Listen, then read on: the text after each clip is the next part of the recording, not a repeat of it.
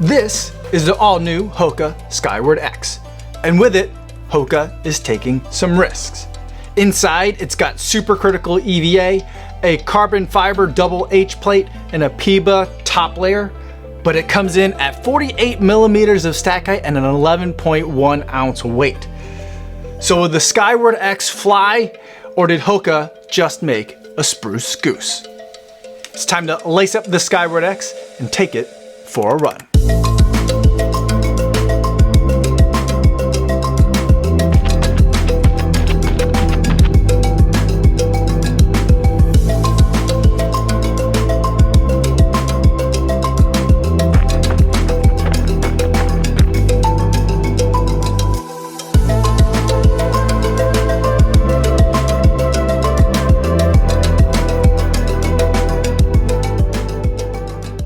Yo, what's going on? My name is Kofuzi and I'm a not only runner who reviews running shoes here on YouTube, and today I want to talk to you guys all about the all-new Hoka Skyward X. But before I do want to go over some disclosures. This is a pair of shoes that Hoka sent to me for the purpose of review. However, nobody's paying me to make this video or to include their shoe in this video, and no one's going to get a chance to preview any of my footage or my thoughts before you guys get a chance to see this video on YouTube. So with that disclosure out of the way, let's talk about the Hoka Skyward X. And first, let's start with the specs.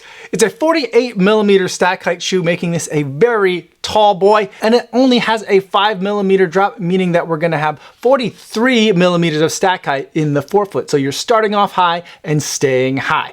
And what's in this stack height is three main components. You've got a top PEBA layer. PEBA is typically a material that's reserved for racing shoes. And on the bottom, you have a supercritical EVA layer, which is an upgrade from regular EVA that we've seen in running shoes for a really long time. It's lighter, it's spongier, it's a lot more fun to run in. And in between those two layers of foam is a double H plate. Now, this carbon fiber plate is very different from what we normally think of when we think about carbon fiber plates and racing shoes. I mean, in fact, it's really hard to call it a plate.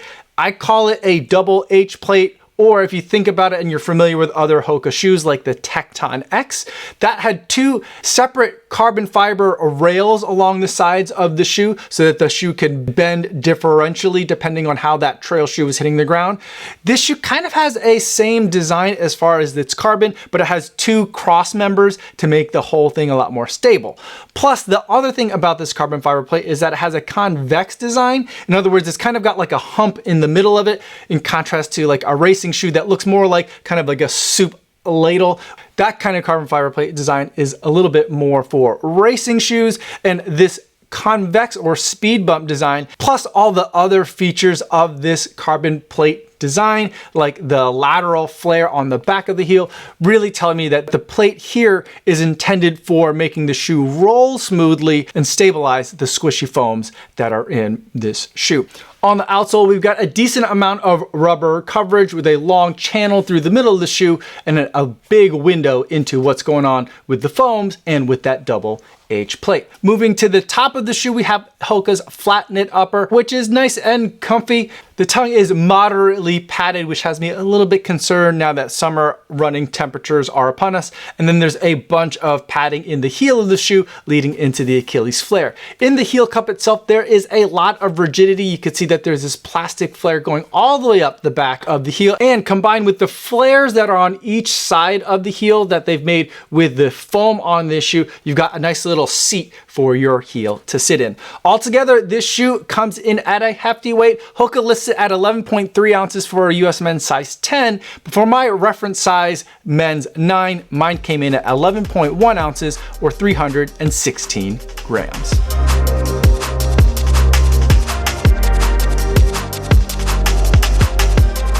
Now that we've talked about the specs on the shoe, let's talk about what it was like to actually run it. And I feel like this was like tall, comfy, and controlled experience. There's a lot of exciting materials in the Skyward X, but the way that Hoka's putting them together, I feel like it tones down the potential of the shoe and it overall mutes the experience quite a bit.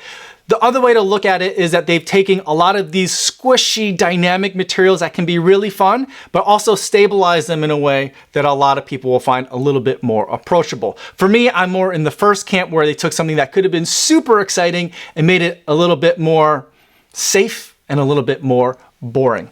There's PEBA in the shoe, but the PEBA that they use is a little bit firmer than you'd expect. Now, keep in mind that just because something is a PEBA material doesn't mean it's always going to be the same in every kind of shoe that PEBA gets thrown into. There's different ways that you can tinker with not only the formula of the PEBA, but also in terms of the geometry, the shape of the shoe, and the other materials that are around it. It can affect the experience, and overall the experience that I'm getting in this shoe is that it's PEBA that doesn't really feel like PEBA, or what I think about when I'm thinking about PEBA in a race shoe, for example. The carbon fiber in this plate isn't really meant to make the shoe more exciting. It isn't made to make the shoe pop. It's made to make the shoe roll very smoothly, but in a controlled way. So when your foot hits the ground and you're squishing the foams, it's not going to squish them in some sort of unpredictable or unstable way. In fact, that convex design of this plate reminds me a lot of the plate that we've seen in shoes like the New Balance SC Trainer version 2, or in a lot of the Mizuno Wave Rebellion series of shoes, whether it's the Wave Rebellion Pro or the Wave Rebellion Flash.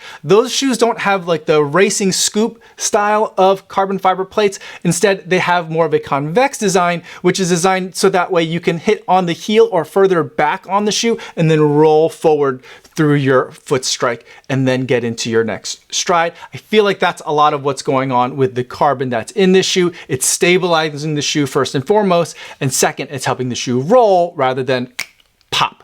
And then we've got that supercritical EVA layer that's on the bottom of the shoe, and normally I'm a huge fan of supercritical EVA. It can be nice and spongy, dynamic, where it squishes and then bounces and springs back in a nice and airy and fun way. But I think because of the way all the materials are working in this shoe, I feel like we're getting a nice amount of squish and comfort, but it's very muted, it's controlled. It's not what it could be when I'm thinking about a shoe that has this much overall stack height in it. Now, don't get me wrong, it is a comfortable experience. I've been really enjoying it for my easy runs and longer runs, whether they're at easy pace or slightly faster than easy. The shoe does roll really well, but I'm not getting an overall sense of like why the shoe had to be as big as it is. A lot of times I don't like shoes that are tall for the sake of being tall. If a shoe is going to be tall, there needs to be a reason for it, and I'm just not seeing it here. I know a lot of you guys have been asking me about the shoe when I kind of teased it on Instagram. We're saying, is this going to be a Prime X competitor? Is this going to be a Super Blast competitor? And for me, it's neither of those things. It's a very different shoe. This isn't like a big shoe that is heavy, but you can take for longer, faster runs. This shoe is a big shoe that is really comfortable and plush. But unfortunately for me, and the way the shoe is executed, I feel like it's a muted experience that for me really is basically a Bondi X. Now, I did try to run some strides in the shoe, and for strides, pretty much any shoe is going to be fine, but you're going to learn a lot about the shoe when you're doing some strides. When I'm pushing more force into the shoe, when I'm trying to run quickly, that's when I really feel like I'm starting to get a sense of what these materials together could have been, and that squishiness and response is really nice when I'm up on my toes, but because of the weight of the shoe and the width of the shoe has a very wide footprint, it's not something that I'm personally going to want to take for a lot of fast running.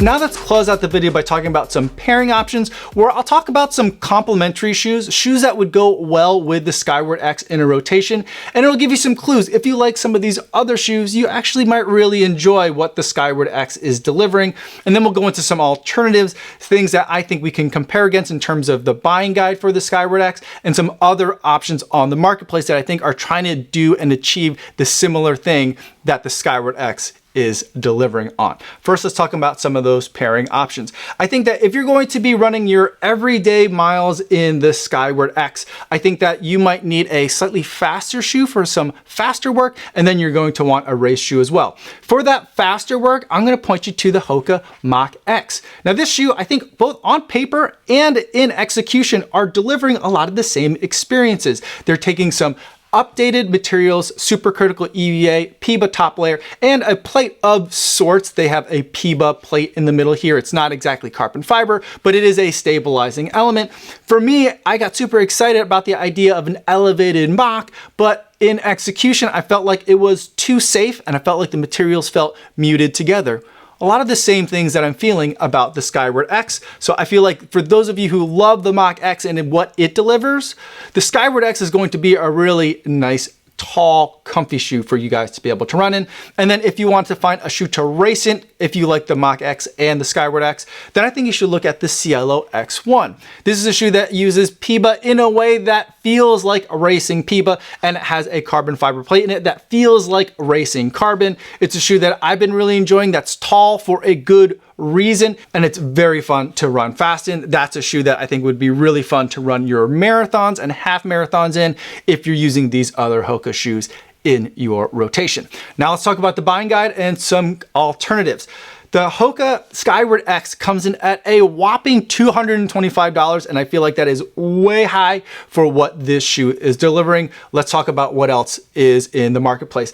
I think the shoe that's doing what the Skyward X is trying to do and does it better is going to be the New Balance SC Trainer version 2. Now, I feel like arguably the SC Trainer version 1 is doing an even better job of it, but let's look at the SC Trainer 2 because I don't think you're going to be able to find the SC Trainer 1. The SC Trainer 2 now comes in under 40 millimeters of stack height, but it takes Fuel Cell, which is New Balance's racing foam, or at least it was at the time that this shoe was released. It gives you 2 layers of it with a carbon fiber plate sandwiched in between. Now the energy arc that they're using is a different way of kind of sculpting their carbon fiber plate that I think does a lot of the rolling benefit and stabilizing benefit that the carbon double H plate does in the Skyward X. And I feel like for a lot of you who have felt like other racing shoes and other tall shoes are too unstable, this gives a squishy but stable experience, a lot like what I think the Skyward X is trying to deliver. And right now it's fully retailing for $180, but I do think that an update is due for this shoe sometime soon. I don't have any information that, at least that I recall off the top of my head,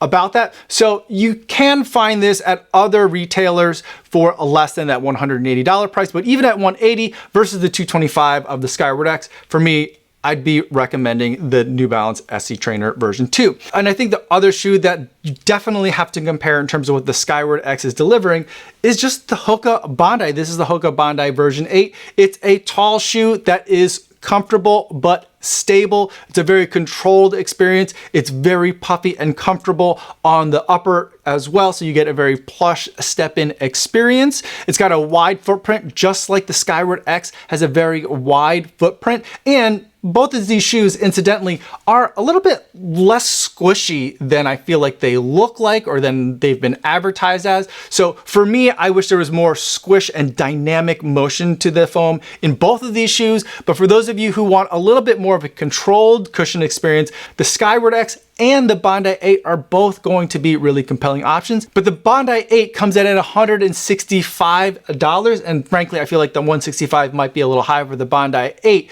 But compared to the Skyward X's $225, for an extra 0.2 ounces or 0.3 ounces that the Bondi 8 comes in at, I feel like the Bondi 8 is going to be a shoe that I'd probably have more people look at first if they're interested in the Skyward X. So for me, the Skyward X ended up being a bit of a spruce goose, but I do know that some of you have been running in the shoe and been loving it. I'd love to hear from you guys in the chat. Tell me about why you like this shoe and also what other shoes you also enjoy. I feel like we'll be able to learn a lot about preferences if we have that kind of information in the comments. If you have any other questions about the shoe, feel free to stop by the live stream that I do Monday through Friday over at the Kofuzi Run Club channel. I'd love to talk to you guys over there in the chat. That's all for today, everybody. Thanks so much for making it all the way to the end of this video. Hopefully you guys are staying safe out there on your runs, and I will see you in the next one. Yo, what's going on?